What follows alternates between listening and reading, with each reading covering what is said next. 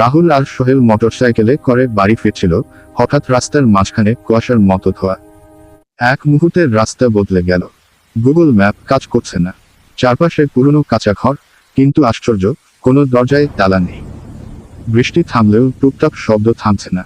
সোহেল ফিসফিস করে বলে, ভাই, এখানে কেউ নেই, তবু মনে হচ্ছে কেউ দেখছে। হঠাৎ একটি কুঁড়েঘরের জানালায় আলো জ্বলে ওঠে। ভিতরে তাকাতেই দেখা যায় ভেজা মাটির উপর দাঁড়িয়ে আছে কিছু মানুষ, কিন্তু কারো পা নেই। একটা কণ্ঠ ভেসে আসে, তোমরা জীবিত, এখানে তোমাদের থাকার কথা না। রাহুল দৌড়াতে যায়, কিন্তু রাস্তা ঘুরে ঘুরে একই জায়গায় ফেরত আসে। গ্রামের মাঝখানে বিশাল বটগাছ, তার নিচে ঝুলছে সতী শত নাম লেখা ফলক। শেষ ফলকে লেখা, রাহুল ও সোহেল। হঠাৎ চারদিক থেকে আত্মারা এগিয়ে আসে। বৃষ্টি আবার শুরু হয়, রক্তের মতো লাল। ঠিক তখন মসজিদের আজানের শব্দ ভেসে আসে দূর থেকে। চোখ বন্ধ করে দুই বন্ধু দৌড় দেয়।